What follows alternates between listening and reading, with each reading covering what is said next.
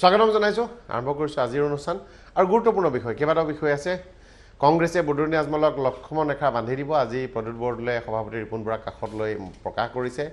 নিৰ্বাচনৰ ৰণসিংহা ইতিমধ্যে বাজিছে নিৰ্বাচনী তৎপৰতা চলিছে ৰাজ্যত সম্পূৰ্ণৰূপে এটা নিৰ্বাচনমুখী পৰিৱেশ গঢ় লৈছে আমি কথা পাতিম এই সমগ্ৰ বিষয় সামৰি মই অতিথিসকল চিনাকি কৰিছো পবিত্ৰ মাৰ্ঘেৰিটা ডাঙৰীয়া স্বাগতম জানাইছো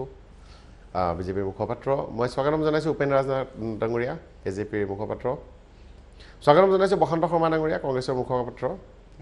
হয় আৰু ৰেজাউল কৰিম ডাঙৰীয়াক স্বাগতম জানাইছো এআইডিএফৰ মুখপাত্ৰ উপসভাপতি আৰু আমি সমগ্ৰ বিষয় এই পৰিক্ৰমা আৰম্ভ কৰিম আৰু মই প্ৰথমতে আহিছো মাৰ্ঘেৰিটা ডাঙৰীয়াৰ ওচৰলৈ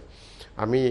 মহামিত্ৰজোঁটত কেইবাটাও বিষয় হৈছে ইতিপূৰ্বে দেখিবলৈ পোৱা গৈছিল যে বদৰুণী আজমলে মিত্ৰতা সন্দৰ্ভত ইতিবাচক মন্তব্য কৰিছিল কিন্তু শেহতীয়াকৈ তেওঁ কেইবাটাও ৰাজনৈতিক মন্তব্যৰ পাছত দুটা পক্ষৰ পৰা অভিযোগ উঠিছে এটা হৈছে যে এজেপি ৰাইজৰ দল ইত্যাদিয়ে কৈছে যে আজমলৰ বিজেপিৰ লগত যোগাযোগ আছে বিজেপিৰ এজেণ্ট ডাবল এজেণ্ট কৰিছে বিজেপিৰ হৈ তেওঁ কিছুমান কাম কৰি আছে আনহাতে আজি কংগ্ৰেছৰ পৰা প্ৰদ্যুৎ বৰদলৈয়ে কৈছে যে আজমলে যাতে সীমা চেৰাই নাযায় তেওঁ মাইনৰ প্লেয়াৰ সৰু অংশ বুলি কৈছে মহাজোঁট বন্ধনৰ আৰু তেওঁ লক্ষ্মণ ৰেখা বান্ধি দিব বুলি কৈছে সেইমতেহে চলিব পাৰিব এনে ধৰণৰ ষ্ট্ৰেটেজি কংগ্ৰেছে পূৰ্বে বিভিন্ন ধৰণৰ জাতীয় জীৱনৰ লগত জড়িত ক্ষেত্ৰত কৈছিল কংগ্ৰেছৰ নেতাসকলে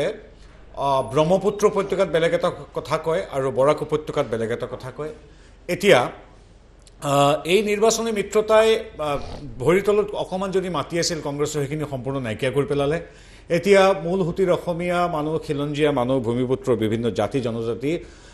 যদি ক'ৰবাত কেনেবাকৈ কংগ্ৰেছৰ সমৰ্থক আছিলো তেওঁলোকে ইউডিএফৰ লগত সাম্প্ৰদায়িক ইউডিএফৰ লগত যেতিয়াই তেওঁলোকৰ মিত্ৰতা স্থাপন পোনপটীয়াকৈ কৰিলে যেতিয়া গম পাই গ'ল আগতে সেইটো পৰ্দাৰ পিছফালে আছিল এতিয়া পৰ্দাৰ বাহিৰলৈ আহিল স্পষ্ট হৈ পৰিল আৰু এতিয়া সম্পূৰ্ণ শদিয়াৰ পৰা ধুবুৰীলৈকে খিলঞ্জীয়া জনগণে সম্পূৰ্ণৰূপে নচ্ছাত যেতিয়া কৰিলে কংগ্ৰেছে ভয়ত উপায় নাপায় এতিয়া ডাবল গেম খেলিবলৈ চেষ্টা কৰিছে যিটো হাস্যকৰ ৰূপে পৰিগণিত হৈছে যে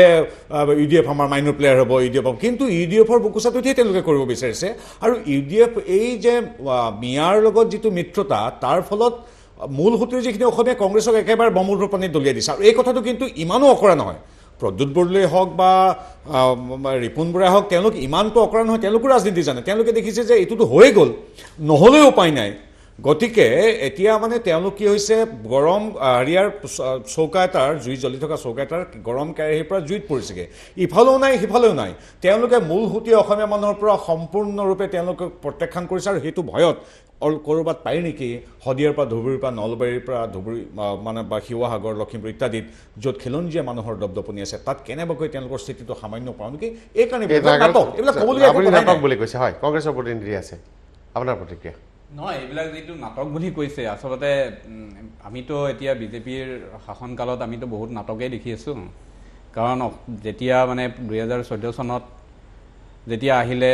বিজেপি কেম্পেইনত তেওঁলোকে যিটো নিৰ্বাচনী ইস্তাহাৰ দিলে যিবিলাক প্ৰতিশ্ৰুতি দিলে তেওঁলোকে ক'লে যে অসমৰ জাতীয় চিন্তা চেতনাক তেওঁলোকে অগ্ৰাধিকাৰ দিব জাতি মাতি ভেটি ৰক্ষা কৰিব আৰু তেওঁলোকে বিদেশীক খেদিব সেইবিলাক বিদেশী খেদাটো দূৰৰ কথা তেওঁলোকেতো বিদেশীক এতিয়া নাগৰিকত্ব দিয়াৰ কাৰণেহে তেওঁলোকে যোজা কৰিছে যাৰ কাৰণে তেওঁলোকে আনিলে গতিকে এতিয়া অসমৰ ৰাইজে জানে সেইকাৰণে অসমত আকৌ নতুনকৈ দুটা ৰাজনৈতিক দল গঠন হ'ল এইকাৰণে হ'ল যে বিজেপিত অসমৰ স্থানীয় অসমৰ জাতীয় চিন্তা চেতনা থকা মানুহবিলাক আশ্বস্ত নহয় আৰু কংগ্ৰেছে সেই তেতিয়াৰ পৰাই কোনো ধৰণৰ সাম্প্ৰদায়িক দলৰ সৈতে বা সাম্প্ৰদায়িক চিন্তা চৰ্চাত কংগ্ৰেছ নাই আজিও নাই আমি ইউডিএফৰ সৈতে আমাৰ যিটো জোটবন্ধন হৈছে মহাজোঁট বন্ধন যিটো বিষয় লৈ ইতিমধ্যে বিজেপিৰ মুখপাত্ৰ ডাঙৰীয়াই ক'লে এইটো হৈছে আমাৰ নিৰ্বাচনী জোটবন্ধন এইটো হৈছে অসমৰ এটা স্বাভিমান ৰক্ষাৰ এটা জোটবন্ধন ইয়াৰ দ্বাৰাই আমি যিসকলে বিৰোধ কৰে যিসকলে নামানে কাৰ দ্বাৰাই অসমৰ জাতি মাটি ভেটি অসমৰ ভাষা সংস্কৃতিৰ সংকট হ'ব বুলি জানে সেই সকলোবিলাকক আমি কংগ্ৰেছে স্বাগতম জনাইছোঁ আমি কংগ্ৰেছে সেইসকলৰ সৈতে আৰম্ভণিৰ পৰাই আছোঁ আপোনালোকে জানে যে জাতীয় চিন্তা চেতনা থকা অৰাজনৈতিক সংগঠনসকলে সেই কেবৰ সময়ত যেতিয়া কংগ্ৰেছৰ ওচৰ চাপিছিলে তেতিয়া কংগ্ৰেছে নিজৰ দায়িত্ব পালন কৰি সেইসকলক সমৰ্থন দিছিল এতিয়া কংগ্ৰেছে অসম বুলি নহয় আমাৰ যিটো ভাৰতীয় সংবিধানে যি আঞ্চলিকতা ভিত্তিত যিটো ভাষাৰ ভিত্তিত ৰাজ্য গঠন কৰিছে সেই গঠন প্ৰক্ৰিয়াক সেই কাঠামোটো কংগ্ৰেছে সদায় স্বাগতম জনায় ইয়াক সুৰক্ষাৰ কাৰণে সদায় মাত মাতি আহিছে আৰু তাৰ বাবে আপোনালোকে মহাজোঁটবন্ধন কৰিছে যাতে এই জোঁটবন্ধনৰ পৰা আপোনালোকে ৰক্ষা কৰিব পাৰে আহিম আপোনাৰ ওচৰলৈ মোৰ কেইবাটাও প্ৰশ্ন আছে মই AIDF প্ৰতিনিধিৰ ওচৰলৈ আহিছোঁ আজি প্ৰথমে যোনটো মহাজোঁটবন্ধনৰ কথা কোৱা হৈছে আজি বিজেপিয়ে ভয় খাইছে যে মহাজোঁটবন্ধন যোৱাবাৰ ২৭টা সিটত সিহঁতে ভোট বিভাজনৰ কাৰণ জিকি আহিছে আৰু দ্বিতীয়টা কথা সাম্প্ৰদায়িক যোনটো কথা সিহঁতে ব্যৱহাৰ কৰে বিজেপিয়ে চাওক হিমন্ত বিশ্ব শৰ্মা ডাঙৰীয়া on the floor of the house তেখেতে নিজেই কয় যে আমাক 35% ভোট নালাগে কিয় 35% অসমৰ মানুহ নহয় নেকি আমাৰ দেশৰ নাগৰিক নহয় নেকি আপোনালোকে যোনটো কথা কয় আজি আপোনালোকে কৈ আছে মোগলৰ সভ্যতা ইয়াত মোগলৰ সভ্যতা হোৱা নাই ইয়াত লুইতপুৰীয়া সভ্যতা আৰু নাগপুৰীয়া সভ্যতাৰ মাজত যুঁজ হ'ব আপোনালোকে মানুহক চাকৰি দিব লাগে সেইবোৰ কথা নাই আজি টুইন টাৱাৰ আজি গুৱাহাটীত ক'ত টুইন টাৱাৰ আহিলে এইবোৰতো অহা নাই আজি অমিত শ্বাহ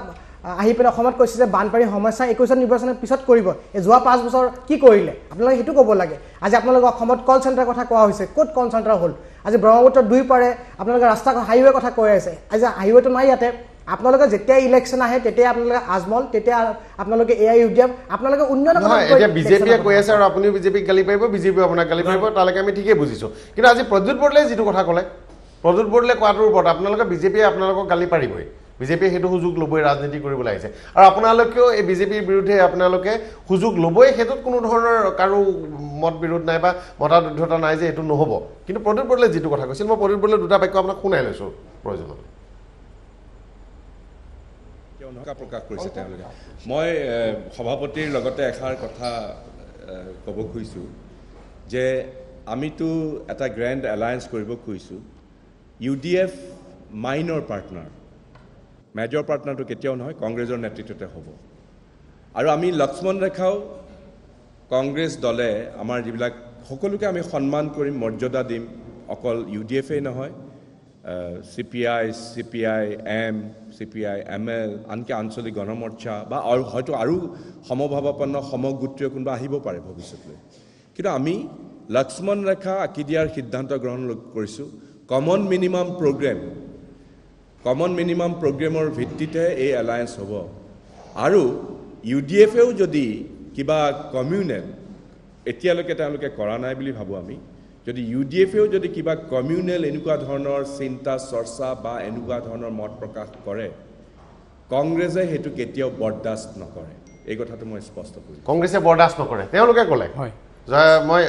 AIDF প্ৰতিনিধিৰ ওচৰলৈ কৈ চাওক আজি প্ৰদ্যুৎ বৰদলৈ ডাঙৰ যোনটো কথা কৈছে যে কমন মিনিমাম প্ৰগ্ৰাম হয় আমাৰ গ্ৰেণ্ড এলায়েন্স কাৰ নেতৃত্বাধীন হৈছে কংগ্ৰেছৰ নেতৃত্বাধীন গ্ৰেণ্ড এলায়েন্স হৈছে কিন্তু আপোনালোকক বৰদাস্ত নকৰো বুলি বৰদাস্ত নহয় তেখেতে কোনটো কনটেক্সটত ক'লে হয় তেওঁ কিবা সন্দেহ কৰিছে আৰু কংগ্ৰেছৰ নেতাসকলে কেতিয়াৰ পৰা এই কথাটো কৈছে যেতিয়া কৈছে যে বিজেপিয়ে অসমত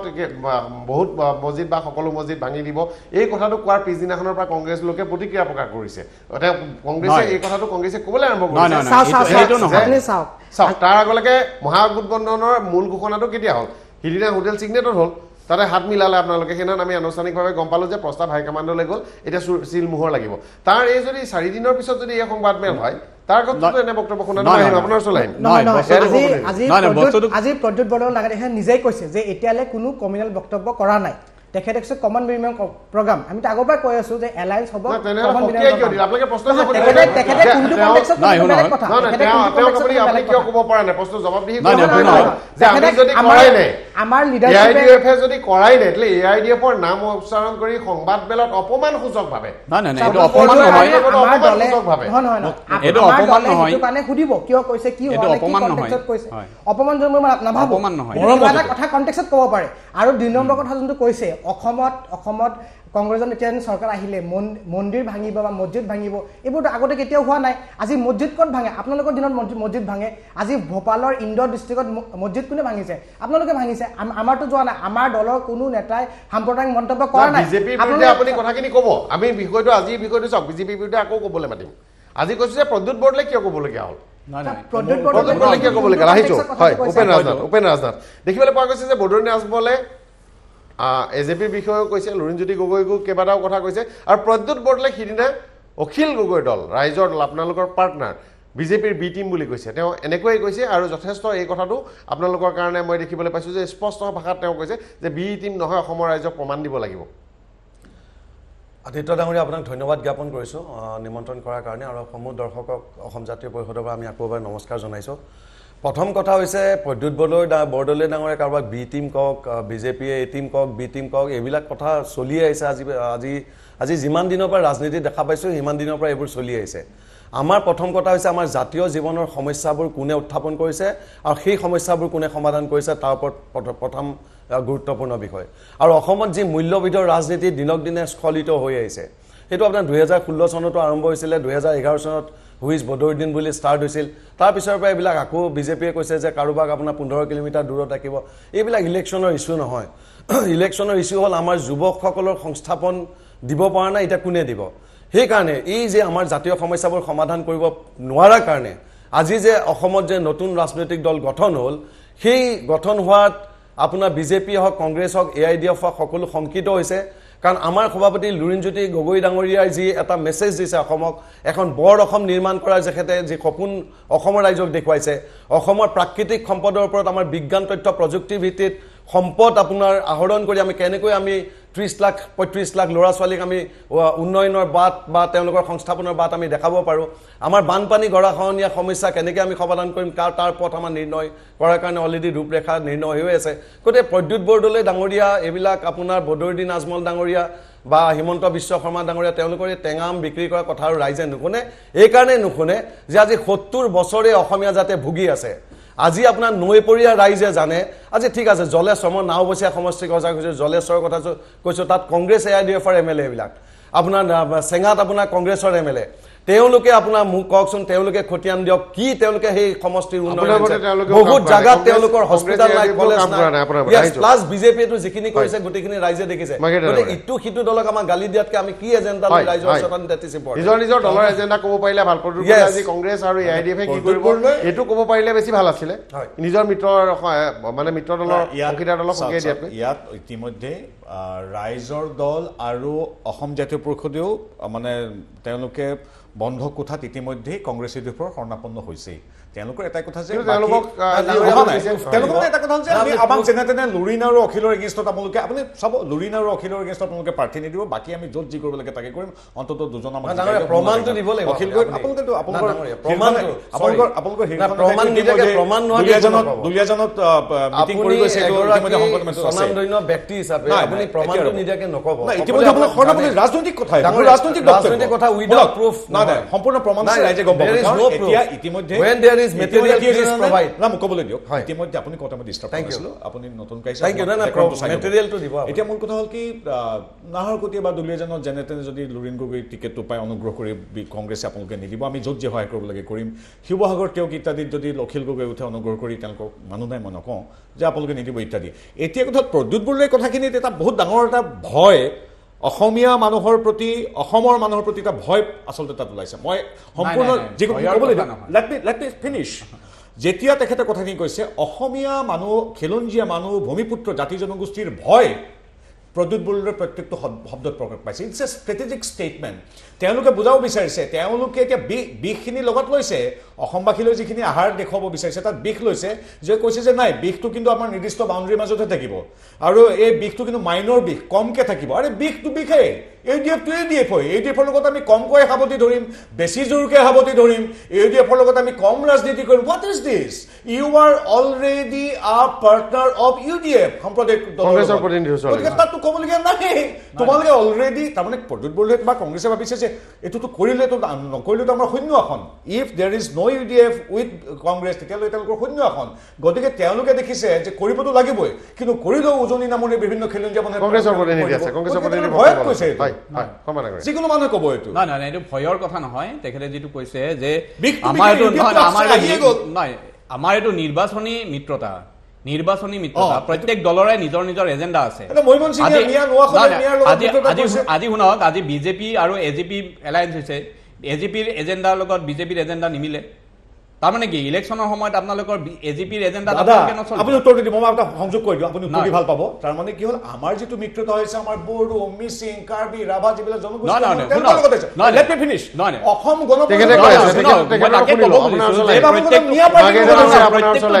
প্ৰত্যেকটো দলৰে নিজৰ নিজৰ এজেণ্ডা আছে কিন্তু আমি এইটো নিৰ্বাচনী যেতিয়া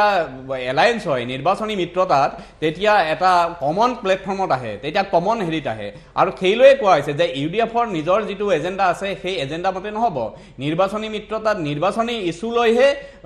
দুইটা দলটোৱে আগবাঢ়িব লাগিব নিৰ্বাচনী ইছ্যুৱে আগবাঢ়িব লাগিব আৰু আপুনি যে কৈছে কিন্তু বদৰুদ্দিন আজমলৰ বক্তব্যই এক মিনিট আজি বদৰুদ্দিন আজমল ডাঙৰীয়াক আপুনি মিয়া বুলি কৈছে কেতিয়াও ভাৰতীয় নাগৰিক নহয় তেখেতে কৈ আছে আপোনাৰ ওচৰলৈ তেখেত ভাৰতীয় নাগৰিক ইউডিএফ আজি কি স্বীকৃতপ্ৰাপ্ত ৰাজনৈতিক দল নহয় ইউডিএফ কি হেৰি মানে স্বীকৃতপ্ৰাপ্ত ৰাজনৈতিক দল নহয় ইউডিএফৰ কি বদৰুদ্দিন আজমল কি ভাৰতীয় নাগৰিক নহয় যদি ভাৰতীয় নাগৰিক এজনক আপোনালোকে অপমান কৰিব পাৰে তেনেহ'লে আপোনালোকে ভাৰতীয় সংবিধানক আপোনালোকে অপমান কৰিছে ভাৰতীয় সংবিধানে অধিকাৰ দিছে যে বদৰুদ্দিন আজমল এজন ভাৰতীয় নাগৰিক হয় বদৰুদ্দিন আজমলৰ সাম্প্ৰদায়িকতাৰ বিৰুদ্ধাচৰণ কৰিব পৰা ভাৰতীয়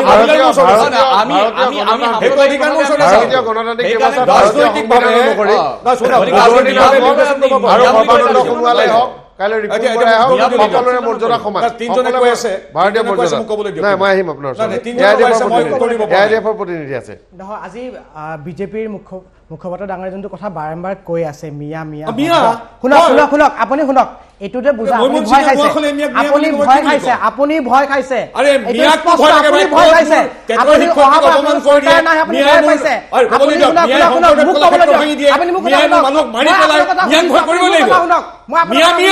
আপোনাৰ কথা শুনিছো আপুনি মোৰ কথা শুনক এইটো আপোনাৰ ভয় ইয়াৰে বুজাইছে আমি এটা জেন্টেলমেন ডিসকাশনত আহিছো আপুনি চিঞৰি কিয় আছে আপুনি মোক ক'বলৈ দিয়ক মই আপোনাৰ কথা আমি তেখেতৰ কথা শুনিব লাগিব আজি আপুনি বাৰম্বাৰ যোনটো কথা কৈ আছে যোৱা 5 বছৰ আপোনাৰ চৰকাৰ আছিলে আপোনালোকে কেইজন বিদেশী ধৰিলে কওকচোন আপোনালোকে কেইজন বিদেশী দিলে মাটি বাংলাদেশক আপোনালোকে গোটাই দিছে বেলেগ কোনো দিয়া নাই আজি চৰকাৰ ৰংপুৰে মিয়াৰ কথা কৈলো আজি শুনক you answer about Miya then I will answer what's the land boundary let me say আপুনি শুনক আপুনি চিঞৰি পিনে ক'লে মিছা কথা কৈছা নহয় আপুনি চিঞৰি পিনে ক'লে আপুনি মোক ক'বলৈ দিয়ক আপুনি মিয়া বাৰবাৰ কাক ক'ব আহিছে আৰে মইমন সিং নোয়াখলে মিয়া বেলে কি কথা ক'ব লাগিছে বাৰবাৰ কথা ক'ব আহিছে কংগ্ৰেছ এটা ৰক্ষা কৰক আপুনি ভদ্ৰতা ৰক্ষা কৰক আপোনাৰ কথা মই শুনিছো আপুনি মোৰ কথা শুনক আপুনি মুখতে জ্যেষ্ঠ তাৰ কাৰণে মই আপোনাক সন্মান কৰিছো সেই বুলি আপুনি বাৰম্বাৰ মিয়াক তুচ্ছতাচলিকৰ কথা নক'ব আজি চাওক অসমত আমি আগৰ পৰাই আছো আৰু আপুনি বাৰম্বাৰ যোনটো কথা কৈ আছে ইয়াততো হৈ গ'ল ইয়াততো আপোনাৰ এনআৰচি হৈ গ'ল তাততো একো আপোনাৰ ধৰা নাই আজি আপোনালোকে বাৰবাৰ কৈ আছে মিয়া অসমৰ নহয় আজি অসম চুক্তি কিহৰ কাৰণে হ'ল অসম চুক্তি হৈ গ'ল তাৰপিছত এইবোৰ কথা ক'বলৈ নাহে চাওক আপোনালোকৰ ওচৰত ডেভেলপমেণ্টৰ এজেণ্ডা নাই আপোনালোকৰ ওচৰত ডেভেলপমেণ্টৰ ইছ্যু নাই তাৰ কাৰণে আপোনালোকে চৰকাৰ কেতিয়া আহিলে আপোনালোকে চৰকাৰ কোনদিন আহিলে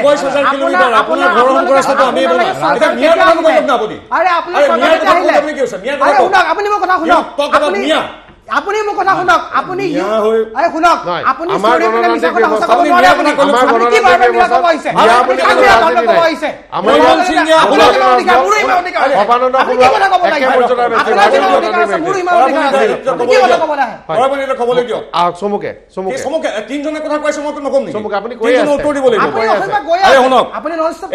মূল কথা হ'ল মিয়া মিয়াই তেওঁলোকে অখণ্ড ভাৰতত আহো বুলি কেতিয়াবা যুক্তি দিয়ে স্বাধীনতাৰ পিছত আহা বুলি যুক্তি দিয়ে কিন্তু এই যেতিয়া জোৰ পৰা নাহক কিয় মৈমনসিঙীয়া নোয়াখলীয়া ৰংপুৰীয়া ঢাকাইয়া মিয়াই গোটেই অসমৰ জনগাঁথনি গোটেই অসমৰ সমাজ গোটেই অসমৰ সংস্কৃতি ধ্বংস কৰিছে এই কথাটো অনস্বীকাৰ্য মোৰ কথা নহয় ৰব ক'বলৈ দিয়ক লোকপ্ৰিয়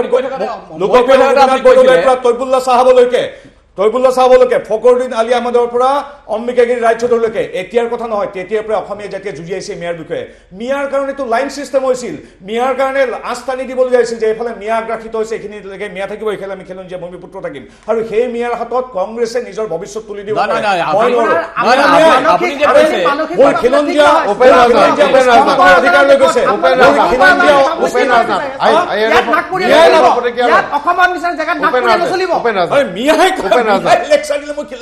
আদিত্য ডাঙৰীয়া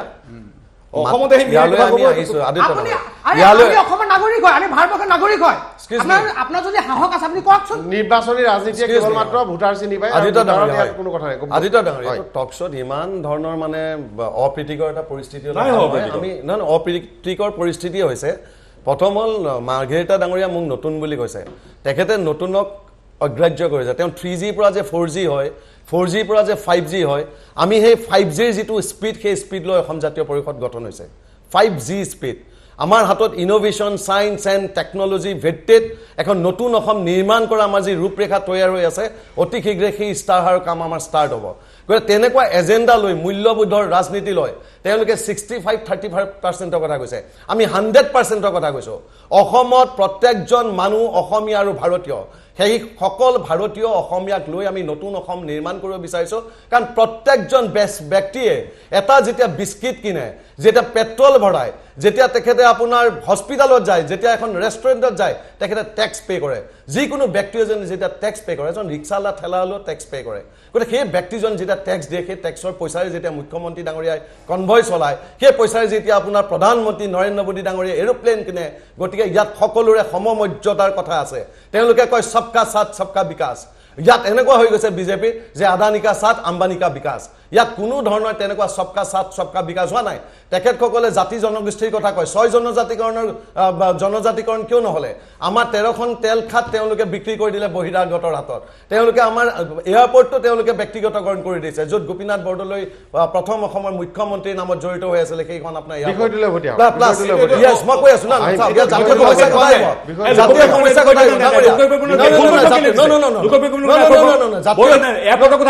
এয়াৰপৰ্টখন আদানী হাতত দিলে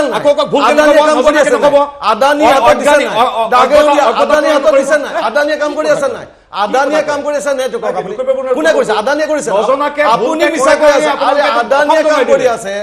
আদানীয়ে গৌতম আবা আদানীয়ে কাম কৰি আছে আপুনি কি কথা কয় গোপীনাথ বৰদলৈ প্ৰাইভেটাইজেশন কৰি দিছে আদানীয়ে কাম কৰি আছে নজনাকে গোপীনাথ বৰদলৈ এয়াৰপৰ্ট আপোনাৰ আদানীয়ে কাম কৰি আছে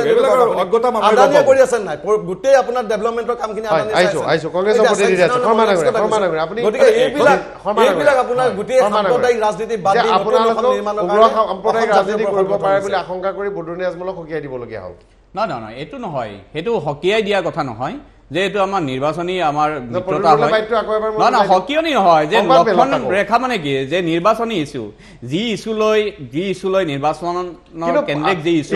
এই ইস্যুখিনি হাৰমংগী নব লাগিব কিয় ভাবিবলগীয়া হ'ল না সেইটো প্ৰতিটো দলে সেইকাৰণে কোৱা হৈছে যে সমভাৱাপন্ন আশংকাৰ সৃষ্টি হৈছে না সেইকাৰণে কোৱা হৈছে সমভাৱাপন্ন সকলো দল আহিব পাৰিব আৰু তাত যিটো ভাৱ হ'ব যিটো নিৰ্বাচনী ইস্যু হ'ব সেইটো প্ৰতিটো দলে মানি ল'ব লাগিব সেইমতে যাব লাগিব প্ৰত্যেক দলৰ নিজৰ এজেণ্ডা মতে নহ'ব এইটো এটা যে সামগ্ৰিক অৰ্থাৎ যেকেটা দলৰ মাজত মিত্ৰতা হৈছে প্ৰতিটো দলৰ এজেণ্ডা এটাই এজেণ্ডা সেই এজেণ্ডা মতে যাব লাগিব নিজৰ দলীয় এজেণ্ডা মতে নহ'ব কিয় কিন্তু আজমলক কিয় আজি আপোনালোকে আজি তো আপোনালোকে সিপিআই কথা কোৱা নাই সিপিএমৰ কথা কোৱা নাই সিপিআই এমএলএৰ কথা কোৱা নাই আজি সিপিআইৰ কথা কোৱা নাই হয় বদৰুণী আজমল উল্লেখ কৰি কিয় ক'বলগীয়া হ'ল কিয় ক'বলগীয়া হৈছে না বদৰুদ্দিন আজমল বুলি কোৱা নাই তাতে কৈছে যে যিমান দল আহিব পাৰে সকলোৰে কাৰণে কোৱা হৈছে জাষ্ট নামটো উল্লেখ কৰিছে যে ইউডিএফৰ ক্ষেত্ৰত সেইটো বুজি পাব লাগিব কমন পিপুলে জানে যে যেতিয়া এটা দল যেতিয়া বিভিন্ন দল যেতিয়া একত্ৰিত হয় কমন পিপুলে বুজি পাবলৈ আপোনালোকে বুজি পাবলৈ প্ৰেছ মিটখন দিছে কোৱা কথাটো কমন পিপুলে জানিব শুনিব আপোনালোকে প্ৰেছ মিটখন দিছে কমন পিপুলক জনাবলৈ যে আজমল ডাঙৰীয়া উগ্ৰ সাম্প্ৰদায়িক কাম কৰিব পাৰে গতিকে তেওঁ কৈছে যে লক্ষ্মণ ৰেখা অতিক্ৰম নকৰিব উগ্ৰ সাম্প্ৰদায়িকতা কামৰ কথা নাহে যে তেনেহ'লে অপমান কৰিলে যদি সেইটো নহয় তেনেহ'লে আপোনালোকে আজমল ডাঙৰীয়াক অপমান কৰিলে নহয় আজি চাওক প্ৰদ্যুৎ বৰদলৈ ডাঙৰ তেখেতে কৈছে যে আজমল চাহাবে এতিয়ালৈ কমিউনেল মন্তব্য কৰা নাই আমাৰ যাতে আমাৰ মৃত্যু গ্ৰেণ্ড এলায়েন্সৰ যাতে একো ভুল নহয় তাৰ কাৰণে আমি সতৰ্ক থাকিব লাগিব কাৰণ বিজেপি আমাৰ ফালে অলৰেডি চকু দি চাই আছে যে সিহঁতে আমাৰ পৰা কেনেকৈ আমাৰ ভুল ওলাব পাৰে সেইটোলৈ নজৰ ৰাখিব লাগিব বৰদলৈ ডাঙৰ ভালকৈ কৈছে যে এতিয়ালৈ একো কৰা নাই বক্তব্য এতিয়ালৈ কৰা নাই মানে কি কৰাটো নাই ভৱিষ্যতে চাওক ভৱিষ্যতে কৰাৰ কথা কোৱা নাই ভৱিষ্যতে কৰাৰ কথা নাহে আমাৰ দলৰ কেতিয়াও কমিউনেল বক্তব্য নকয় আমাৰ বদৰুদ্দিন আজমল ডাঙৰীয়াও কেতিয়াও কোৱা নাই আমাৰ দলৰ কোনো বিধায়কেও নকয় চাওক আমি এতিয়া আমাৰ মূল উদ্দেশ্য হ'ল 21 নিৰ্বাচন আমি নিৰ্বাচন জিকিব লাগিব সেইটো কাৰণে আমাৰ গ্ৰেণ্ড এলায়েন্সৰ কমন মিনিমাম প্ৰগ্ৰাম আছে আমি সেইটোলৈ চলিব লাগিব আমি সেইটো কথাই কৈছে সেইটো কোনো ভুল কথা কোৱা নাই এতিয়া যদি কোনোবা টুইষ্ট কৰি মানে বেলেগ কথা ইস্যু দেখাব বিচাৰে তাততো মোক ক'বলগীয়া না ডাঙৰীয়া আপোনালোকৰ এআইডিএফৰ কেইবাজনো এমএলএ আছে মই তেখেতৰ প্ৰশ্ন এটা সুধিব বিচাৰিছো চাওক আদিত্য ডাঙৰীয়া আজি মাতিছে কিছুমান কথা পাতে যে আপোনালোকৰ এমএলএ কেজনে অকমান ৰিপৰ্ট কাৰ্ডটো অসমৰ ৰাইজক জনাকচোন কোন সমষ্টিত আপোনালোকে কি নতুন কাম কৰিলে কি ডেভেলপমেন্ট কৰিলে কি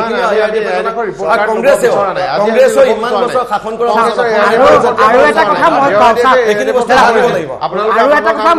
আৰু এটা কথা মই চাওক তেখেতে কৈছে হয় উন্নয়নৰ কথাখিনি মই বিজেপি মুখ্যমন্ত্ৰী ডাঙৰ কথা কওঁ চাওক অসমত সংখ্যালঘু মানুহ বা মুছলমান মানুহ আনডিভাইডেড ইণ্ডিয়া বাংলাদেশটো সিদিনা হ'ল বাংলাদেশ কোনদিনা হ'ল আপুনি কওকচোন জানে না বাংলাদেশ কোনদিনা হ'ল তাৰ আগত বাংলাদেশ ক'ত আছিলে আমি আনডিভাইডেড ইণ্ডিয়াৰ মানুহ হয় আপুনি সেইটো শব্দটো আমি নামানোৱে সেইটো শব্দ আমি সেইটো আপোনালোকে ওলাই সেইটো বিজেপিৰ এজেণ্ডা মিয়া তাৰপিছত কিবা মিউজিয়াম এইটো আমাৰ এজেণ্ডা নহয়তো আমাৰ এজেণ্ডা হ'ল আমাৰ আপুনি বৰপেটা ধুবুৰী গোৱালপাৰা লিটাৰেচি ৰেট চাওক কিমান কম আমি সেইটোহে আমাক লাগে আপোনালোকৰ ইলেকশ্যন আহিলে এইটো ইছ্যু আপুনি এবাৰ ইলেকশ্যন মোক ক'বলৈ দিয়ক আজি আপুনি এবাৰ ইলেকশ্যন মৌলানা আজমল চাহেব আৰু মুছলমান মানুহ বাদ দি ইলেকশ্যন খেলি দেখাওকচোন আপুনি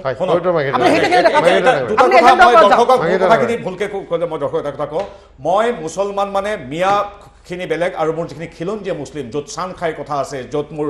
আজান ফকীৰৰ কথা আছে যাৰ 700-800 বছৰ ইতিহাস আছে সেইখিনি কথা বেলেগ সেইখিনি মানুহৰ অসমীয়া জাতি জীৱনলৈ কি অৰিহণা সকলোৱে জানে কিন্তু সিদিনা যে অসম ভূমিলৈ ৰাজনৈতিক আৰু সামাজিক আৰু অৰ্থনৈতিক আগ্ৰাসন কৰিবলৈ যিখিনি মৈমনসিং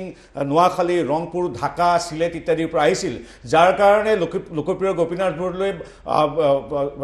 এনক্ৰ'চবিলাক উঠাই ল'বলগীয়া হৈছিল যাৰ কাৰণে অম্বিকাগিৰি ৰায় চৌধুৰীয়ে আন্দোলন কৰিবলগীয়া হৈছিল যাৰ কাৰণে তৈবুল্লাহ চাহাবৰ দৰে খিলঞ্জীয়া মুছলিম অপমানিত হৈছিল মিয়াই তেওঁক অপমানিত কৰিছিল গতিকে সেই মানুহখিনি এতিয়া নহয় স্বাধীনতাৰ আগৰ 1876 পৰা এতিয়ালৈকে যিখিনি আগ্ৰাসন চলি আছে সেই আগ্ৰাসনৰ কাৰণে অসমীয়া তেতিয়াৰ পৰাই জাগি উঠিছিল অসম সংৰক্ষণ হ'ব আজি মোৰ আৱিষ্কাৰ নহয় আজিৰ আৱিষ্কাৰ নহয় গতিকে তাত সেই মানুহখিনি একাকাৰ নকৰিব মোৰ খিলঞ্জীয়া আজি খিলঞ্জীয়া মুছলিমখিনিৰ লগত চিলেটীয়া বা ৰংপুৰীয়া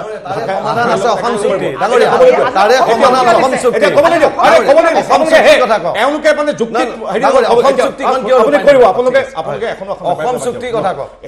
চৰকাৰ গঠন হৈ আছে অসম জাতীয় পৰিষদৰ চৰকাৰ গঠন হৈ আছে অসম জাতীয় পৰিষদৰ আমাৰ 100% দাদা এওঁলোকে কি কৰে মই যেতিয়া মিয়াৰ কথা কওঁ এওঁলোকে সেই 700 বছৰ ইতিহাসটো সাৱতি ল'বলৈ যায় সেইটো হ'লে নহ'ব আমি দেখুৱাইছোঁ কাক যি মোৰ আহোম জনগোষ্ঠীক বিদেশী বুলি কৈছিল সেই ইউডিএফৰ কথা কৈ আছোঁ যি মোৰ খিলঞ্জীয়া ভূমিপুত্ৰক মাতি দিম বুলি কওঁতে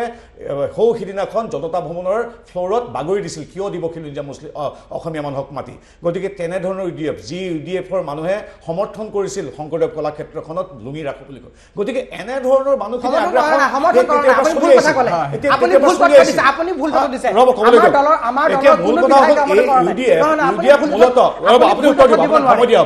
এই ইউডিএফ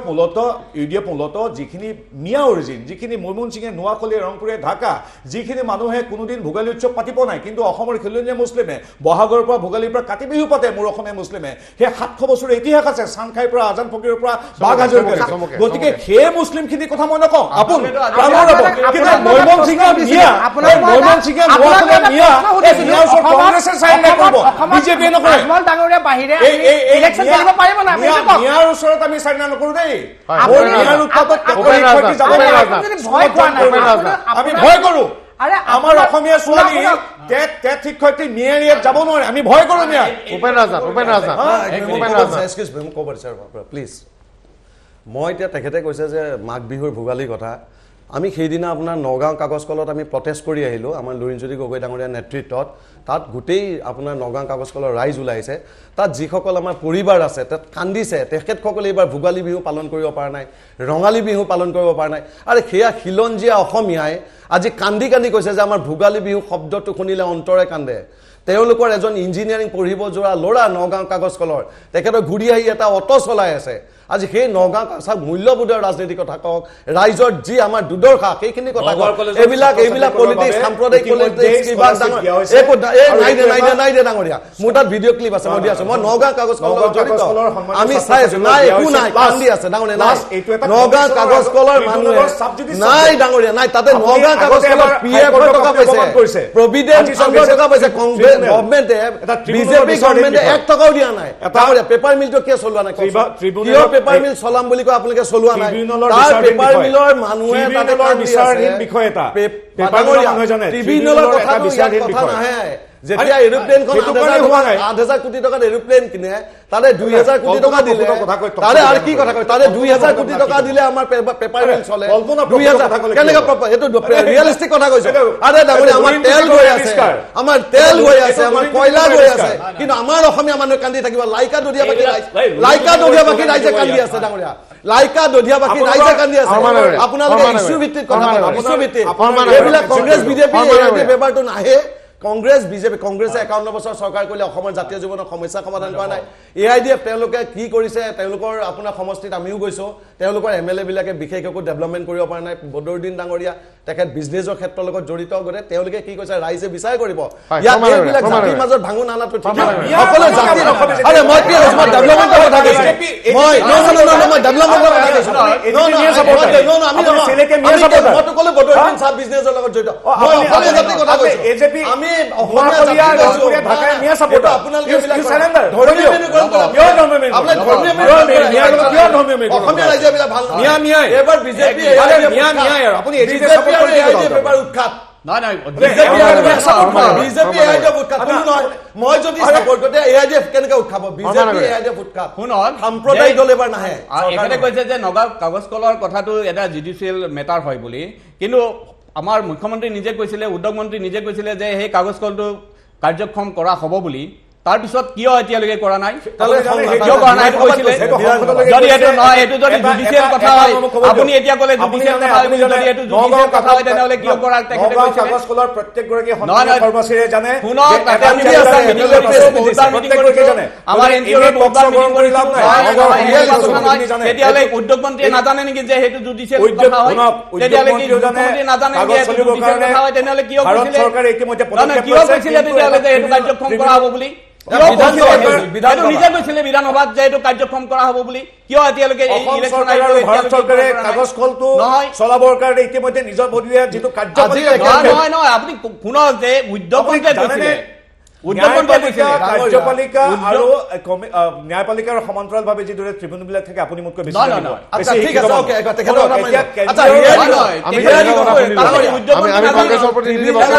উদ্যোগ মন্ত্ৰীয়ে নাজানে তেতিয়াহ'লে কি চিফ মিনিষ্টাৰে নাজানে আপোনাৰ মতে আপুনি যে কৈ আছে এতিয়া মই কৈছো ৰাজ্য চৰকাৰে কেন্দ্ৰীয় চৰকাৰে চৰকাৰৰ ফালৰ পৰা ট্ৰিবিউনেল বা যিকোনো সংশ্লিষ্ট বিভাগক যি কৰিব লাগে যি কৰিব লাগে সেইটো নকৰাকে কিয় কৈছিলে যে এইটো কৰা ইতিমধ্যে আমাৰ আপুনি কৈ আছে কংগ্ৰেছে নহয় আৰু শুনক আৰু দ্বিতীয়তে যিটো কৈ আছে প্ৰত্যেকজন মানুহে জানে যে এতিয়া বাংলাদেশীৰ কথা কিয় নকয় বিদেশীৰ কথা কিয় নকয় বিদেশী বৈদেশিকৰ কথা কিয় নকয় কিয় ৰূপায়ণ নকৰে আপোনালোকে 6 নং দফা কৰি ক'ব ক্লিয়াৰ হৈ লওক সংযুক্ত ৰূপায়ণ কিয় নকৰে আৰু 6 নং দফা কিয় নকৰে আৰে 35 বছৰটো কাগজত সোমাইছিল তেওঁলোকৰ লিডাৰ লুঞ্জুতি গগৈৰ কাগজত সোমাই ৰাখিছে আপোনালোকে সোমাই ৰাখিছে হিমন্ত বিশ্ব শৰ্মা ফাৰ্ষ্ট টাইম অসম চুক্তিৰ মন্ত্ৰী আছিল হিমন্ত কাগজৰ মাজৰ পৰা সংসদলৈ 6 নং দফা আন্দোলন কৰে 6 নং দফাৰ প্ৰতিবেদনখন ক'ত গ'ল 6 নং ক'ব দিও ডাঙৰ 6 নং দফাৰ প্ৰতিবেদন আপোনাৰ ওচৰলৈ এই প্ৰতিবেদনৰ ইমপ্লিমেন্টেচন ক'ত আৰু 2 নম্বৰ এআইডিএফৰ প্ৰতিবেদন আপোনাৰ ওচৰলৈ আজি চাওক নিৰ্বাচন আহিলে বিজেপিয়ে ক্ষমতা হেৰুৱাৰ স্বাৰ্থত এইবোৰ কথা ক'বলৈ লৈছে আজি আপুনি বাৰম্বাৰ কৈ আছে মহম্মদ সিঙৰ কথা মহম্মদ সিং মানে ক'ত আছে আজি আজি শুনক আপুনি মোক মই আপোনাৰ কথা ইণ্টাৰভিউ আপুনি মোক কথা শুনক আজি আপুনি কৈছে ভোগালী বিহু উদযাপন কৰা নাই আপুনি গৈ চাওক উদযাপন কৰিছে নাই আপুনি গুৱাহাটী ষ্টুডিঅ'ত বহি পিনে কথা এষাৰ ক'লে নহ'ব নহয় আপুনি আৰু আপোনাক মই আগতে সুধিছোঁ যে আপুনি অসমৰ মুছলিম মানুহ আৰু আজমল ডাঙৰীয়া বাহিৰে আপুনি বাৰবাৰ মিয়া আপোনাৰ এইটো আপোনাৰ মানসিক এইটো আপুনি মেণ্টেলি ইল মানুহ আপুনি মেণ্টেলি ইল মানুহ সেইকাৰণে বাৰবাৰ কথা কৈ আছে আপুনি কি কথা ক'ব লাগিছে আপুনি কি কথা ক'ব লাগিছে গণতান্ত্ৰিক ব্যৱস্থাটোত আপুনি অলপ সন্মান ৰাখি কথা ক'ব পটককৈ কথাটো কৈ নিদিব কাৰণ আপুনিও কিছুমান কথা কৈ আছে যেনে আপুনি এতিয়া কৈ দিলে যে ভোগালী বিহু পাতে বৰপেটাত ভোগালী বিহু আমি দেখুৱাইছোঁ কেনেকুৱা হৈছে আপুনি নিজে দেখিছে সেইটো ভোগালী বিহু নেকি নহয় মই কৈছোঁ আজি কংগ্ৰেছে কথা আজি কংগ্ৰেছে অখণ্ড ভাৰতৰ অসমীয়া মানে অখণ্ড ভাৰতত ম্যানমাৰৰ যিখন ৰোহিংগীয়া প্ৰভিন্সখন আছিল সেইখনত ঢাকালৈ আহিছিল ঢাকাইটো আজি অখণ্ড ভাৰত বুলি অখণ্ড ভাৰত অংশ বুলি ঢাকাই লোৱা নাই বেংগল প্ৰেচিডেঞ্চিৰ অধীনত আছিল ৰোহিংগীয়া লৈছে ৰোহিংগীয়াখন ৰেংগুনলৈকে বেংগল প্ৰেচিডেঞ্চিৰ অধীনত আছিল নে ব্ৰিটিছ ইণ্ডিয়াত তাৰ আগতে যেতিয়া চুজা দাৰা এই গোটেই কথাত তেতিয়া ৰেংগুনলৈকে আছিল আজিতো বেংগলে লোৱা নাই নহয় কোনোবা এটা সময়ত মহাৰাজাৰ পৃথুৰ দিনত আফগানিস্তানত ক'ৰবাত গৈ আফগানিস্তানতো ভাৰতত এখন হিন্দু চৰকাৰৰ সীমা হৈছিল কুমাৰ ভাস্কৰ বৰ্মাৰ দিনত আমাৰ পাটনা পাটলিপুত্ৰ ওচৰলৈকে আমাৰ এখন দেশ আছিল যে সকলো মানুহ আমি অখণ্ড অসমৰ খিলঞ্জীয়া বুলি ক'ম নেকি নহয় তেখেতে অখণ্ড অসমৰ খিলঞ্জীয়া বুলি আপুনি অসমীয়া খিলঞ্জীয়া যিসকল মানুহ সেই মানুহখিনিক আপুনি সকলো বাহিৰৰ পৰা মানুহক নসজাব আজি বাংলাদেশৰ পৰা যে আহিছে বিজেপি আনিবলৈ বিচাৰিছে বা থকাখনক পত্তা দিব এজন হিন্দু মানুহ তেওঁক আমি অসমীয়া মানুহ খিলঞ্জীয়া মানুহ বুলি ক'ম নেকি অখণ্ড ভাৰতৰ অসমীয়া বুলি ক'ম নেকি গতিকে কথাটো শুনক যুক্তি আপোনাৰ যুক্তিটোৰ মোৰ হাতত উত্তৰ আছে তেওঁৰ যুক্তিটোৰ ওপৰত উত্তৰ আছে কিন্তু শালীনতা বজায় আজি যে আমি যে ৰোহিংগীয়া লোৱা নাই আপুনি কওকচোন যে অসমত ৰোহিংগীয়া ল'ব লাগে বুলি অখণ্ড ভাৰতৰ নাগৰিক কওকচোন আপুনি AIDFৰ মুখপাত্ৰ হিচাপে কওক এটা বাক্য কওক যে অখণ্ড ভাৰতৰ বাসিন্দা ৰোহিংগীয়াসকলক অসমত আনি নাগৰিকত্ব দিব লাগে কওক এটা বাক্য AIDFৰ প্ৰতিনিধি সাহস যদি আছে ৰোহিংগীয়াজনক যদি আপুনি দিবলৈ ভয় কৰে বাংলাদেশৰ জনক অখণ্ড ভাৰতৰ খিলঞ্জীয়া আপোনাৰ মিতিৰ কেনেকৈ হয় আজি এনআৰচি প্ৰক্ৰিয়াটো সেইকাৰণে হৈছে আজি এনআৰচি প্ৰক্ৰিয়া সেইকাৰণে হৈছে অখণ্ড ভাৰতৰ অসমীয়া কথাটো আন মানুহৰ আগত কৈ থাকিব মোৰ আগত পটককৈ কৈ নিদিব অখণ্ড ভাৰতৰ যদি অসমীয়া হয় তেনেহ'লে ৰোহিংগীয়াজনক অখণ্ড ভাৰত অসমীয়া বুলি আপুনি কওক অখণ্ড ভাৰতৰ ৰোহিংগীয়াজনক বাংলাদেশৰ নাগৰিকত্ব দিব লাগে বুলি আপুনি দাবী তোলক চাওক আজি অসমত মুছলমান মানুহ জানে নহয় বেংগলৰ নবাবৰ অধীনত কি এলেকা আছে জানে নহয় জানেতো বেংগলৰ নবাব অসমীয়া মানুহৰ কাৰণে আক্ৰমণকাৰী বেংগলৰ নবাবে ঔৰংগজেবৰ পৰা আৰম্ভ কৰি সকলো মোগল সম্ৰাটৰ লগত লৈ অসমীয়া মানুহৰ ওপৰত নানান অত্যাচাৰ চলাইছে গতিকে সেই বেংগল প্ৰভিন্সৰ ৰজাৰ দিনৰ মানুহখিনি আপুনি অসমীয়া মানুহৰ ওপৰত জাপি দি তেওঁলোকক অসমীয়া ভোগালী বিহু পাতে বহাগ বিহু পাতে বুলি ইয়াৰ খিলঞ্জীয়া মানুহখিনিক অপমান মই এই থাকোঁতে বা অসমীয়া মানুহ থাকোঁতে আপুনি কৰিব নোৱাৰে কি কন্ট্ৰিবিউচন আছে অসমৰ কাৰণে বেংগল প্ৰেচিডেঞ্চিৰ পৰা আপোনাক নাম কম মীৰ জুমলা কোন আছিল মীৰ জুমলাই অসমৰ পৰা কিমান টন সোণ লুণ্ঠন কৰিছিল কোন আছিল মীৰ জুমলা কোন আছিল বেংগল প্ৰেচিডেঞ্চিৰ নবাব আছিল ৰামসিংহ কোন আছিলে গতিকে আপুনি অখণ্ড ভাৰতৰ খিলঞ্জীয়া বুলি কৈ এই শ্লোগানটো মানুহৰ আগত ক'ব যি উত্তৰ দিব নোৱাৰে আপুনি কওকচোন যে অসমত AIDFৰ মুখপাত্ৰ কওক যে অখণ্ড ভাৰতৰ খিলঞ্জীয়া ৰোহিংগীয়া বাংলাদেশতো নাগৰিকত্ব দিয়ক অসমতো নাগৰিকত্ব দিয়ক ভ্ৰান্ত এটা অলৌকিক ধাৰণাৰ সৃষ্টি কৰি কোনোবা মানুহখিনি খিলঞ্জীয়া সঁচাই ইয়াত খিলঞ্জীয়া মানুহখিনিক অপমানিত কৰিবলৈ চেষ্টা নকৰিব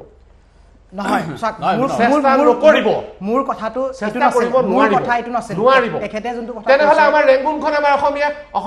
বৃহত্তৰ অসমৰ অংশীদাৰ হ'ব নহয় তেখেতে যোনটো কথা ৰোহিংগীয়াসকল য'ত আছে কথাটো কৈ লাভ নাই নহয় আপুনি যিটো কথা ক'লে মোক অপমান কৰা কথা এটা ক'লে নহয় মই কাকো অপমান কথা কোৱা নাই তেখেতে বাৰে বাৰে কৈ আছে অখণ্ড ভাৰত যদি হয় ৰোহিংগীয়াসকল কিয় নহয় মোৰ ৰোহিংগীয়া কথা কোৱা নাই ৰোহিংগীয়া কৈ দিয়াৰ লগে লগে অসমত জুই লাগিব নহয় চাওক মই ৰোহিংগীয়া মিৰ জুমলাৰ তলৰ ৰোহিংগীয়াখিনি আপোনাৰ কাৰণে এতিয়া ক'বলৈ ভয় কৰে কাৰণ ইয়াত ভোটৰ অংক নাই কিন্তু বাকীখিনি আপুনি কয় ইয়াত ভোটৰ অংক আছে কথা হ'ল কি যে কোনো ধৰণৰ বিদেশীক অসমত স্থান দিয়া নহ'ব আৰু সেইকাৰণে আপুনি এই যে বেংগল প্ৰেচিডেঞ্চি যিসকল মানুহ ইয়ালৈ আহিল সেইখিনিক আপুনি অসমীয়া মানুহ বুলি কয় নেকি কোনে আপুনি নাই কোনো ধৰণৰ বিদেশী অসমীয়া বুলি আমি বিদেশী অসমীয়া কথাটো এটা খিলঞ্জীয়া বুলি কয় নেকি অসমীয়া কয় খিলঞ্জীয়াৰ সংজ্ঞাই এতিয়ালৈকে নিৰূপণ হোৱা আপুনি কয় নকয় নাই অসমীয়া চৰকাৰৰ কাম চৰকাৰে কৰিব মই যাক অসমীয়া বুলি কওঁ মোৰ মতে কমে নাই চৰকাৰ সংজ্ঞা মতে মই কথা কম নেকি নাই অসম এতিয়ালৈকে খিলঞ্জীয়াৰ যিহেতু সংজ্ঞা নিৰূপণ হোৱা নাই চৰকাৰে কোৱা মতে মই কম নেকি চৰকাৰে কৰিব চৰকাৰ এডমিনিষ্ট্ৰেটিভ টাৰ্মিনলজি এটা প্ৰশাসনিক পৰিভাষা চৰকাৰে সৃষ্টি কৰি ল'ব হয় বিহু পাতিব কোনোবাই বিহুটোতো অষ্ট্ৰেলিয়াতো পাতি আছে হয় পাতি আছে বিহু প্ৰত্যেকজন যিজন মানে অসমীয়া মানুহ য'ত আছে আমেৰিকাতো হৈ আছে পাপনক লৈ ৰঙালী বিহু পাতে আমেৰিকাতো পাতে লণ্ডনত পাতে প্ৰত্যেক অসমীয়াই পাতে এইটো অসমীয়াৰ তেজত আছে এতিয়া কথা হ'ল কি যে বিদেশী বহিষ্কাৰ হ'ব লাগে চুক্তি কৰা হ'ল সেই চুক্তিটো ইমপ্লিমেণ্টেশ্যন কৰিব লাগে কিন্তু আজি বিজেপি চৰকাৰে সেইটো কৰা নাই আজি তেওঁলোকে যিটো প্ৰতিশ্ৰুতি দিছিলে তেওঁলোকৰ ইস্তাহাৰৰ কথা কিমানটো পালন কৰা হ'ল প্ৰথম কথা কোৱা হৈছিলে বিদেশী খেদা হ'ব আমি বিজেপিৰ পৰা বাকীখিনি কথা উত্তৰ ল'ম আমি আজি আহিছে আমি বাকীখিনি উত্তৰ লৈ থাকো আৰু লৈ থাকিম আজি বিষয়টোলৈ আহক আপোনালোকে এই আজমলৰ ৰাজনীতিটোত আপোনালোকে কিয় ভয় খাইছে আজমলক লৈ আমি ভয় খোৱা নাই আমি সাম্প্ৰদায়িকতাক বেয়া পাওঁ শুনাম নেকি শুনক কংগ্ৰেছে সাম্প্ৰদায়িকতাক সদায় ঘৃণা কৰে কংগ্ৰেছে সেইকাৰণে কংগ্ৰেছৰ লগত চামিল হোৱা প্ৰতিটো দলক সেই সাম্প্ৰদায়িক মন্তব্য সাম্প্ৰদায়িক চিন্তাধাৰাৰ বাহিৰত থাকিবলৈ লাগিবই আমি আহিছো অসমৰ জাতীয় স্বাৰ্থ তাৰ কাৰণে আপোনালোকে অনুভৱ কৰিছে ধন্যবাদ জনাইছো আমাৰ কথা হ'ল এলায়েন্স পাৰ্টনাৰে কিন্তু অনুভৱ কৰিছে দেই আপোনালোক আমি নহয় ইউডিএফ নহয়, অকল ইউডিএফ নহয়, প্ৰতিটো ব্যক্তিয়ে প্ৰত্যেকে নহয় এআইডিএফ বুলি নহয়, সকলো ইয়াত প্ৰদ্যুৎ বৰদলৈ ডাঙৰীয়াই কৈছে যে সমভাৱাপন্ন যিমান দল আহিব পাৰে সকলোকে লোৱা হ'ব, সকলোকে লোৱা হ'ব, আমি সোধা নাই নহয়। আজমল ডাঙৰীয়াই মাইকটো ৰিপুন বৰাৰ মুখৰ পৰা লৈ পেলাই কৈছে যে এই খবৰটো যাব লাগে যে আজমলে বিজেপিৰ লগত মিটিয়ালি কৰি বিজেপি সহায় হ'ব পৰা বস্তু কৰিছে নেকি তেওঁলোকৰ সন্দেহ হৈছে, সেইকাৰণে কৰিছে। নহয় সেইটো লৈ কথা নহয় যে আমাৰ যিটো হ'ল কি যে কা আন্দোলন যিটো নহয়, এক মিনিট মই বাক্যটো শেষ কৰিব দিয়ক, এক মিনিট বাক্যটো শেষ কৰিব দিয়ক। যে আমাৰ কথা হৈছে কি যে অসমৰ যিটো স্বকীয়তা, অসমৰ যিটো জাতীয় পৰিচয় যি কা আইনৰ দ্বাৰাই ধ্বংস হ'বৰ কাৰণে উপক্ৰম হ'ব, সেই কা বিৰোধ কৰা যিমানবিলাক লোক আছে, যিমানবিলাক দল আছে, কংগ্ৰেছে প্ৰত্যেককে স্বাগতম জনাইছে। ধন্যবাদ। হয়, সেইকাৰণে এজেপি আৰু ৰাইজৰ দল আপোনালোকৰ তালৈ যাব লাগিছিল বা যাব বুলি ভাবি প্ৰস্তাৱ দি থৈছিল উপেন ৰাজনাথ ডাঙৰীয়া। প্ৰথম কথা হৈছে আমাৰ আইডিঅলজি আমি কৈ দিছোঁ বা আমাৰ সভাপতি ডাঙৰীয়া কৈ গৈছে যে আমি কোনো ৰাষ্ট্ৰীয়তাবাদী দল আৰু সাম্প্ৰদায়িক দলৰ লগত নাই, 1 নম্বৰ। 2 নম্বৰ, আমি যিমান দিন এই লাষ্ট 2-10 years 10 বছৰমান আমি ইলেকশ্যন দেখি আছোঁ, প্ৰত্যেকবাৰে আপোনাৰ তৰুণ গগৈ ডাঙৰীয়া হুইজ বদৰুদ্দিন বুলি কৈছিল, তাৰপিছত চৰকাৰ গঠন কৰিলে, আকৌ কংগ্ৰেছ আৰু এআইডিএফৰ মিলন, আৰু আচল সমস্যাবোৰ আমাৰ জাতীয় সমস্যাবোৰ লুকাই যায়। এইবাৰ আকৌ ইলেকশ্যনত আপোনাৰ সেই একেই চেহেৰা, একেই কথা, একেই বতৰা। আমি কৈছোঁ যে অসমৰ ৰাইজে এইবাৰ সম্পূৰ্ণভাৱে এটা নতুন পলিটিক্স বিচাৰিছে, নতুন উন্নয়নৰ এজেণ্ডা লৈ অহা দলক অসমৰ ৰাইজে এইবাৰ আঁকোৱালি ল'ব। আৰু দ্বিতীয়তে মই এষাৰ ক'ব বিচাৰিছোঁ যে চাহ জনগোষ্ঠীয় যিসকল ভাই আছে বা আমাৰ ভাই ভনী আছে, তেওঁলোকৰ মজুৰি 351 টকা দিয়াৰ কথা আছিল, কংগ্ৰেছে কৈছিলে। আজি অত বছৰ তেওঁলোকে চৰকাৰ কৰিলে 351 টকাটো তেওঁলোকে দিব নোৱাৰিলে। আজি বিজেপি আপোনাৰ 5 বছৰ হ'ল 351 টকা দিয়া নাই। 6 জনজাতিকৰণ না কংগ্ৰেছে দিলে না বিজেপিয়ে দিলে। আমাৰ আপোনাৰ না আপোনাৰ অসমৰ 6 নং দফা কংগ্ৰেছেও কৰি যোৱা নাই, বিজেপিও আৰু বিজেপিয়ে যিবোৰ কাম কৰিম বুলি প্ৰতিশ্ৰুতি দিছিল, প্ৰতিশ্ৰুতি দিয়া কামকেইটাও কৰা নাই। আহিম আপোনাৰ ওচৰলৈ। হয়, গতিকে আজি চাওক, মই মোৰ কথা যোনটো ক'ব লৈছিলোঁ যে চাওক, অসমত আমাৰ দলে বিদেশীয়ে তাত হিন্দু হওক বা মুছলমান হওক, আমি কেতিয়াও বিদেশী পক্ষত থিয় দিয়া নাই। চৰকাৰ আছে, প্ৰশাসন আছে, তেখেতলৈ যোনটো কাম কৰিবলৈ কৰিব।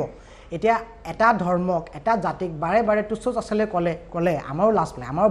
বেয়া লাগে, আমাৰো স্বাভিমান আঘাত হয়। এতিয়া আমি ইয়াতে আহিছোঁ উন্নয়নৰ কথা ক'বলৈ। আমি আজি আপুনি যোনটো কথা কৈছে প্ৰদ্যুৎ বৰদলৈ ডাঙৰ কথা, তেখেতে যোনটো কথা কৈছে কি কণ্টেক্সট কৈছে আমি নাজানো, কিন্তু হয় আমাৰ এলায়েন্স হৈছে এটা কমন মিনিমাম প্ৰগ্ৰামক লৈ পিনে। তাত আমাৰ যোনটো গ্ৰেণ্ড এলায়েন্সৰ যোনটো এজেণ্ডা থাকিব, সেই এজেণ্ডা আমি ইলেকশ্যনত যাম। আৰু আমাৰ যাতে মই আকৌ এবাৰ কৈছোঁ, আমাৰ গ্ৰেণ্ড এলায়েন্সৰ যাতে একো ভুল নহয় তাৰ কাৰণে আমি সকলোৱে সতৰ্ক হ'ব লাগিব। তাৰমানে এইবাৰ কমন মিনিমাম প্ৰগ্ৰামত থাকিব যে ইয়াৰ সদস্যসকলে উগ্ৰ সাম্প্ৰদায়িকতাৰ লক্ষণ ৰেখা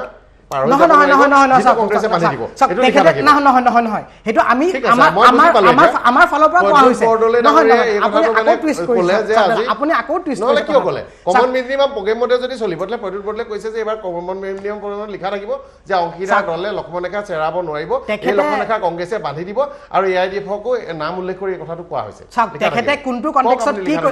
কোনটো কণ্টেক্সত কি কৈছে তাত মই নাজানো, কিন্তু এটা কথা হয়, চাওক আমাৰ দলে বাৰে বাৰে কৈ আছে যে আমাক অহাবাৰ চৰকাৰ বনাবলৈ যিখিনি কৰিবলৈ আমি কৰিম। তাত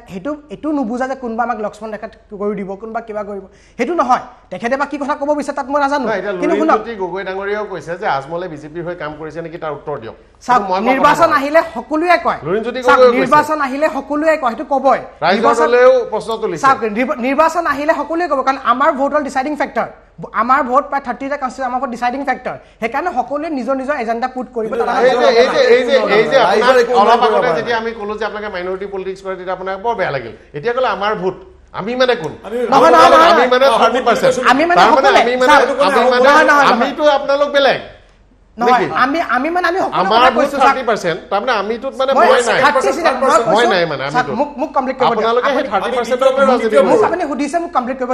যোৱাবাৰ 2016 নিৰ্বাচন আমি সকলোৱে জানো, আপুনিও জানে, সকলোৱে জানো, প্ৰায় 27টা সমষ্টিত ভোট বিভাজনৰ ক্ষেত্ৰত বিজেপি জয় হৈছে। এইবাৰ সেইটো হ'ব নালাগে। আপোনালোকৰ গতিকে আমাৰটো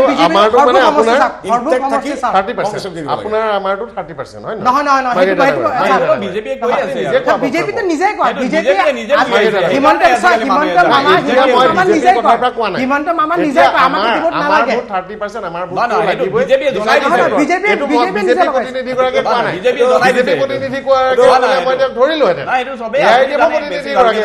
নহয়, মই সকলোকে ধৰি আমাৰ কৈছো এই কথাখিনি এইটো মাৰ্গেৰিটা ডাঙৰীয়া এইটো আচলতে খুব এগৰাকী সুদক্ষ মানে সাংবাদিক হিচাপে মুখৰ কথাটো যেটো ক'লে এক্সপ'জ কিন্তু আপুনি আনন্দিত হ'বলগীয়া কোনো কথা নাই বিজেপি অসমীয়া জাতিৰ লগত শত্ৰুতা কৰিছে না সেইটো আপুনি ক'ব আপোনালোকে অসমীয়া জাতিৰ চিৰস্থায়ী ক্ষতি কৰিব পৰা শত্ৰুতা কৰিছে ক'ব এইটো আপুনি ক'ব এতিয়া মূল কথা হ'ল যে আমি যে কৈ আছো যে এই আগ্ৰাসী এইটো আজিৰ কথা নহয় বাৰম্বাৰ কৈছো তো এটা 90 বছৰ ধৰি চলি আছে আৰু এখেতসকলে বাৰে বাৰে মুছলিম বুলি পলাৰাইজ কৰিব বিচাৰে ডোন্ট পলাৰাইজ ইট আমাৰ বিজেপিৰ লগত বা আমাৰ যিকোনো দলটাৰ লগত আমাৰ ইয়াৰ খিলঞ্জীয়া যি মই কৈ আছো 700-800 বছৰ ইতিহাস প্ৰসিদ্ধ যিখিনি মানুহ আছে সেইখিনিক আপোনালোকে কিয় মিয়াখিনি টানি লয় নকৰিব আৰু আমি এইটো আমাৰ ৰাজনৈতিক অধিকাৰ আজি কোনোবা মনমোহন সিঙে মিয়া ল'ৰা এটা 51 চনৰ আগত বা 71 চনৰ যি চনৰ আগত নাহক কি সি আজি কোনোবা পৰীক্ষাত পাছ কৰিছে মেট্ৰিক দিছে তেওঁ ঘৰৰ সন্মুখৰ ৰাস্তাত পাইছে 6 মাছনি পাইছে ঘৰত চিলিণ্ডাৰ পাইছে এইবিলাক লৈ আমাৰ আপত্তি নাই কাৰণ আপুনি যিটো কৈছে আমিতো ভাৰতীয় আপত্তি কৰিবই নোৱাৰে ভাৰতীয় সংবিধানে আপোনাক নাগৰিকত্ব চাপত দিছে আপোনাক হিন্দু মুছলিম চাপত দিয়া নাই এতিয়া কৈছো যে শপত লৈ কৈছো আমি যে তেওঁলোকে আজি 71 চনৰ আগত আহিছে ভাৰতীয় সংবিধানে তেওঁক নাগৰিক বুলি দিছে তেওঁ চাকৰি পাব তেওঁলোকে ৰাস্তা পাব 6 মাছনি পাব অৰুণোদয় আঁচনি পাব আৰু আগুৱাই যাব ব্যৱসায় কৰিব সেইখিনিলৈকে ঠিকে আছে কিন্তু যিটো কথা বিগত 90 বছৰ ধৰি অসমে মানে কৈ আছে এই মনমোহন সিঙীয়া চিলেটীয়া ঢাকেৰ যিটো ৰাজনৈতিক অগ্ৰাসন সেইটো মই ছাপোৰ্ট নকৰিব পাৰোঁ সেইটো মোৰ ৰাজনৈতিক অধিকাৰ হ'ব পাৰে সেইটো মোৰ ৰাজনৈতিক অধিকাৰ নহয় নেকি মই তেওঁৰ যিটো অধিকাৰ এগৰাকী নাগৰিক হিচাপে তাত যিদৰে মোৰ প্ৰশ্ন কৰাৰ অধিকাৰ নাই ঠিক সেইদৰে মই বিৰুদ্ধাচৰণ কৰিব পাৰোঁ যে মোৰ জাতি মাটি বেটি মোৰ খিলঞ্জীয়া জনগোষ্ঠীৰ ভৱিষ্যত ভাৰতীয় সংবিধানে সাংবিধানিকভাৱে স্বীকৃতি দিছে বা কিছুমান জাতি জনগোষ্ঠী পিছপৰা অন্যান্য জনজাতি সাংবিধানিকভাৱে স্বীকৃতি দিছে কোনোবা মানুহে তেওঁলোকৰ বাবে কাম কৰিব পাৰে মোৰ যদি মই আজি ইচ্ছা কৰিছো যে মই কাইলৈৰ পৰা সংখ্যালঘু মানুহৰ ওপৰত কৰিম মোৰ অধিকাৰ আছে ভাৰতৰ সংবিধানে মোক দিছে মই যদি ভাবো যে এই জাতি জনগোষ্ঠীৰ মাজত মই কাম কৰিম গতিকে সকলোৱে যে নিজৰ এজেণ্ডা ছেট কৰিলে কাম কৰিব লাগিব সেইটো সংবিধান বহিৰ্ভূত আইন বহিৰ্ভূত ভাৰতীয় গণতন্ত্ৰৰ পৰিপন্থী বা ভাৰতীয় সংসদীয় ব্যৱস্থাৰ পৰিপন্থী নহয় আপুনি তেওঁলোক চিলেটিয়ে থাকে যি হওক আপোনাৰ তেওঁলোকৰ প্ৰতি কাম কৰাৰ অধিকাৰ আছে কিন্তু মোৰ বিৰুদ্ধাচৰণ কেতিয়া হয় যেতিয়া আপুনি খিলঞ্জীয়া ভূমিপুত্ৰক আমাৰ জাতি জনগোষ্ঠীৰ ট্ৰাইবেল লোকক মাতি দিম বুলি কওঁতে যেতিয়া আপুনি এই কাৰ্পেটত বাগৰি দিয়ে জনতা ভৱনত কংগ্ৰেছত আছে মিয়া বিধায়ক ইউডিএফতো গোটেই মিয়া বিধায়ক এতিয়া মূল কথা হ'ল যেতিয়া কলাক্ষেত্ৰত যেতিয়া মিয়া মিউজিয়াম পাতিম বুলি কওঁ তেতিয়া বিভিন্ন দলৰ মানুহখিনি যেতিয়া মিয়া অৰিজিনৰ মানুহখিনি যেতিয়া হুচ্চাৰ হৈ পৰে তেতিয়াতো মোৰ বিৰুদ্ধাচৰণ কৰিব পাৰোঁ যিদৰে তেওঁলোকৰ অধিকাৰ আছে আপোনাৰ অধিকাৰ আছে তেওঁলোকৰ কাম কৰাৰ ঠিক সেইদৰে মিয়াৰ হাতত মোৰ ভৱিষ্যত গতাই নিদো বুলি ডাঙৰীয়া যিটো দিল্লীৰ ইলেকশ্যন হৈছিল অৰবিন্দ কেজৰিৱালে কৈছিলে ভাই মই যদি ৰাইজৰ কাম কৰিছো মোক ভোট দিয়া মই যদি ৰাইজৰ কাম কৰিছো মোক ভোট দিয়া অনলি ডেভেলপ ইয়েছ উন্নয়নৰ ৰাজনীতি লৈ পেলাই তেখেতে অৰবিন্দ কেজৰিৱালে দ্বিতীয়বাৰ চৰকাৰ বনালে এতিয়া আমাৰ কথা হৈছে কি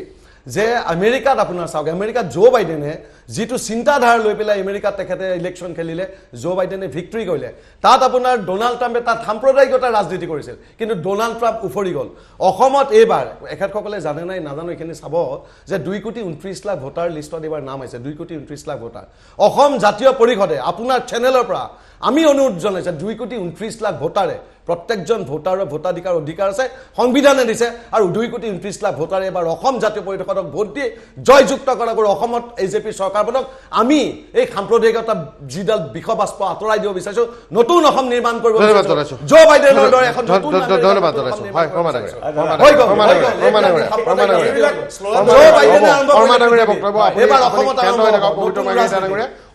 হয় এতিয়া এখন চৰকাৰ চলি আছে বিজেপি মিত্ৰজোঁটৰ চৰকাৰ এখেতসকলে ক'ব লাগে উন্নয়নৰ কথা আজি বানপানী গৰাখহনীয়া ৰাষ্ট্ৰীয় সমস্যা হ'ব লাগিছে এলেকাত গৈ ক'ব লাগে যে তোমালোক আমি কাম কৰিছো তোমালোক শান্তিত আছা তোমালোক ভয়মুক্ত হৈ আছা তোমালোক কিন্তু এতিয়া আমাক ভোট দিয়া হয় কিন্তু এতিয়া পাৰে যদি সংখ্যালঘু বহুপূৰ্ণ এলেকাবোৰত ক'ব পাৰে যদি কৰিছে কিন্তু মানুহ সংকিত হৈ আছে ভাবে ভোট দিব নেভাবিলে নিদিব হয় এতিয়া চাওক বানপানী গৰাখহনীয়া ৰাষ্ট্ৰীয় সমস্যা বুলি স্বীকৃতি দিম বুলি তেওঁলোকে প্ৰতিশ্ৰুতি দিছিলে কিন্তু কি হ'ল এনডিআৰএফৰ 60% এনডিআৰএফৰ 60% গৰাখহনীক দিলে নেকি কাটি দিলে গৰাখহনীক দিলে নেকি বাৰু মই জনাত আপুনি দিয়া নাই কোনে কৈছে আপুনি পাব্লিকলি কওক দিয়া নাই বুলি গৰাখহনীক ৰাষ্ট্ৰীয় স্বীকৃতি দিয়া নাই বুলি আপুনি পাব্লিকলি কওক টিভিত চাই কওক বানপানীক দিয়া নাই এনডিআৰএফৰ 60% আবণ্টিত ধন কাটি লৈছে কেন্দ্ৰীয় চৰকাৰে সেইটো লৈ প্ৰতিবাদ নকৰে কিয় যে এনডিআৰএফৰ 60% আবণ্টিত ধন কাটি দিয়া হ'ল কিয় প্ৰয়োজন নাই নেকি বানপানী গৰাখহনীয়াত ক্ষতিগ্ৰস্ত যেতিয়াই লোকসকলৰ কাৰণে ক্ষতিগ্ৰস্ত প্ৰয়োজন হয়, নাই। গুৰুত্বপূৰ্ণ কথা বিজেপি চৰকাৰে গতিকে উন্নয়নৰ এইকেইটা কাম কৰিম বুলি প্ৰতিশ্ৰুতি আপোনালোকে কি দিছিল। কৰিছে আৰু কৰিবলগীয়া আমাৰ কামকেইটা যেতিয়া কিন্তু 5 বছৰ কৰা যেতিয়া নাই। অসমত হয়, যেতিয়া হয়। এজিপিৰ এইটো উত্তৰটো দি লওক। আছিলে এলিগেশ্যনৰ উত্তৰটো দি দিব লাগিব নহয়। মই সকলোৰে কথা শুনিব লাগিব তেওঁৰ উত্তৰটো মই দিব লাগিব ন? মোক ক'বলৈ দিয়ক চাওক আপুনি কৈ আছে চাওক সকলোৱে মই প্ৰথমৰ পৰা কৈ আছোঁ যে আপোনালোকে উন্নয়নৰ কথা কওক ডাঙৰীয়াই কৈছে আপোনালোকে সংখ্যালঘু জেগাত গৈ পিনে কওক যে আমি আপোনালোকক ৰাস্তা দিছোঁ কিবা দিছোঁ দিয়ক আপোনালোকে এছেম্বলিত কৈ দিয়ে যে এইখিনি ভোট নালাগে তাত কি বুজায় আপোনালোকে এই যে সাম্প্ৰদায়িক যোনটো বস্তু এটা আপোনালোকে আনিছে আমি অনা নাই আজি আপোনালোকে উন্নয়ন কৰিছে যে মানুহৰ ওচৰত কওক আপোনালোকে যে আমি উন্নয়ন কৰিছোঁ আমি টুইন টাৱাৰ বনাইছোঁ আমি ইমানখিনি কাম কৰিছোঁ আমি চাকৰি দিছোঁ 20 লাখকৈ সেইখিনি কওক তেতিয়া মানুহে ভোট দিব আপোনাক যদি কাম কৰিছে যদি কাম কৰা নাই আপোনালোকে সেইটো কওক সেইটো নহয় কামৰ উন্নয়ন হ'ব লাগিব চৰকাৰ এখন উন্নয়নৰ বাণী লৈ যাব পাৰিব আদিত্য ডাঙৰক মই আগতে কৈছোঁ যে এই যে ময়মনসিঙে মিয়াৰ হাতত যে আমাৰ সমগ্ৰ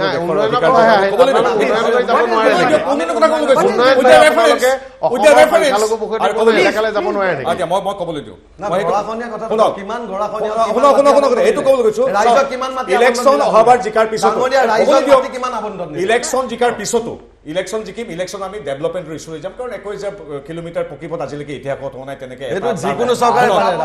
8,000 হয় যিকোনো চৰকাৰে আজিলৈকে 52 লাখ ছাত্ৰ ছাত্ৰীৰ সম্পূৰ্ণ বিনামূলীয়া নামভৰ্তি আজিলৈকে হোৱা নাই প্ৰথমবাৰ কাৰণে হৈছে আজিলৈকে 8,000 আমাৰ সাংস্কৃতিক প্ৰাণ অভিকেন্দ্ৰ নামঘৰলৈ তেনেকুৱা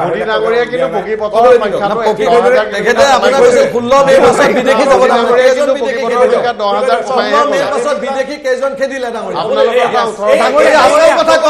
অসম চুক্তিৰ কথা কওক 6 নং দফা প্ৰতিবেদনৰ কথা কওক এইবিলাক ৰাস্তা ঘাট আপুনি পবিত্ৰ মাৰ্ঘেৰিটা ডাঙৰীয়া চিএম হয় সেম কাম কৰিব পবিত্ৰ মাৰ্ঘেৰিটা ডাঙৰীয়া যদি কালি চিএম হয় পবিত্ৰ মাৰ্ঘেৰিটা ডাঙৰীয়া যদি চিফ মিনিষ্টাৰ সেম কাম কৰিব পবিত্ৰ মাৰ্ঘেৰিটা ডাঙৰীয়া চিএম হলে কি কৰিব এলোকে ডিস্টাৰ্ব কৰিছে চিএম হলে কি জাতীয় পৰিষদৰ ৰাজ্য দলটো নাই বাৰু জাতীয় পৰিষদৰ একো নহয় এতিয়া চাওক আমি নিৰ্বাচন জিকাৰ পিছতো ভৱিষ্যতৰ প্ৰতিটো দিনত এই ময়মনসিঙে মিয়াৰ গাঁওখনৰ কথা কৈ যাম প্ৰথম কথা এইটো এটা প্ৰথম কথা দেই কৈ যাম নিৰ্বাচন জিকিম আমি মে মাহত তাৰ পিছতো কম কাৰণ এইটো জাতীয় সমস্যা আমাৰ সেকেণ্ড পইণ্ট আমি যিখিনি ক'লো নামঘৰৰ পৰা সত্ৰলৈকে মাটি বেদখলৰ পৰা গড় হত্যাৰ পৰা মুক্ত কৰালৈকে 222 বৰ্গ কিলোমিটাৰ সেউজ কৰাৰ পৰা 9.5 কোটি গছ পুলি ৰোৱালৈকে 52 লাখ ছাত্ৰ ছাত্ৰীৰ শিক্ষাৰ পৰা 8খন মেডিকেল কলেজলৈকে এইমছৰ পৰা 26খন পলিটেকনিকলৈকে এই গোটেই বাগানৰ শিক্ষা দীক্ষা বাগানৰ 800 কিলোমিটাৰ পকীপথৰ পৰা তেওঁলোকৰ নাৰী সবলীকৰণৰ পৰা এই গোটেই সামগ্ৰীখিনি আমি লৈ যাম সেইখিনিতো আমি নিমেই সেইখিনি গাঁৱৰ মানুহে দেখিছে তেওঁলোকে কোৱা নাই কিন্তু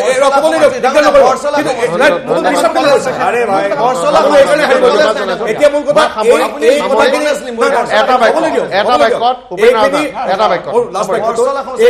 এইখিনিৰ সমান্তৰালভাৱে মিয়াৰ আগ্ৰাসন ময়মনসিঙে মিয়াৰ আগ্ৰাসনৰ কথা আজীৱন কৈ যাম কংগ্ৰেছৰ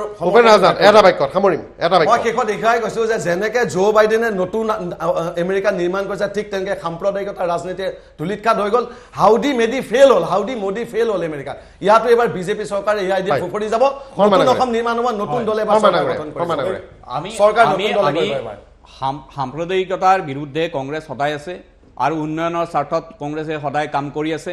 কংগ্ৰেছে যিটো প্ৰতিশ্ৰুতি দিয়ে সেই প্ৰতিশ্ৰুতি পালন কৰাৰ কাৰণে বদ্ধপৰিকৰ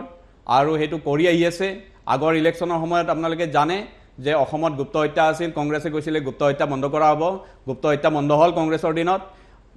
দৰমহা চাকৰিয়ালবিলাকে দৰমহা নিয়মীয়াকৈ পোৱা নাছিলে কংগ্ৰেছৰ সেই সময়ৰ বিস্তাৰত আছিল যে দৰমহা নিয়মীয়াকৰণ কৰা হ'ব কংগ্ৰেছে সেই সময়ত কৰিছিলে এতিয়াও যি প্ৰতিশ্ৰুতি দিয়া হ'ব কংগ্ৰেছ চৰকাৰ আহিব আৰু প্ৰতিটো প্ৰতিশ্ৰুতি কংগ্ৰেছ চৰকাৰে পালন কৰিব বিজেপিৰ দৰে প্ৰতিশ্ৰুতিৰ ফুলজাৰি আজি চাওক আজি বিজেপিক মই প্ৰথমতে সুধিছিলোঁ আপোনালোকে টুইন টাৱাৰ বনোৱা নাই আপোনালোকে ইয়াতে কল চেণ্টাৰ দিয়া নাই আপোনালোকে চাকৰি দিয়া নাই এইবোৰ কথা আঁতৰাবলৈ আপোনালোকে যোনবোৰ কথা ক'ব লৈছে মই নকওঁ আপুনি মুখৰ পৰা শুবা নাখায় আপুনি ক'ব জনজাতিকৰণ বানপানী ৰাষ্ট্ৰীয় আজি নিবনুৱা সমস্যা এটা কথা ক'লে তেওঁ আমেৰিকা উদাহৰণ দিছে না এইটো কথা দিয়ক আপুনি মোক খবৰটো দিব চণ্ডীগড়ত বিজেপিয়ে মিউনিচিপেল কৰিছে ইয়াৰ কথাটো শুনি লওঁ একেটা বাক্যটো শুনি লওঁ এইবাৰ বিজেপি আপুনি ইমান কথা কৈছে আপোনাৰ যদি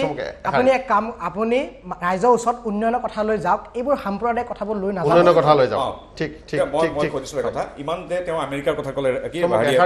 এশাৰীতে এই মুহূৰ্তত চণ্ডীগড় মিউনিচিপালিটি ৰিজাল্ট দিছে এই ফাৰ্ম আন্দোলনৰ মাজতে বিজেপিয়ে 20খন জিকিছে কংগ্ৰেছে 4খন আকালি এখন কিন্তু আপুনি সেই অসমৰ কথা কৈছো আপুনি আমেৰিকাৰ কথা কমে আশা কৰিছো বিজেপিয়ে উন্নয়নৰ বাৰ্তা লৈ সংখ্যালঘু এলেকালৈ যাব আৰু উন্নয়নৰ বাৰ্তা লৈ সংখ্যালঘু এলেকাত ভোট বিচাৰিব আশা কৰিম যদি সেনেকৈ যাব পাৰে আৰু সংখ্যালঘু ভোট পায় তেনেহ'লে বিজেপিয়ে কাম কৰিছে বুলি আমি মানি ল'ম ধন্যবাদ জনাইছো সকলো অতিথিকে ধন্যবাদ জনাই অনুষ্ঠান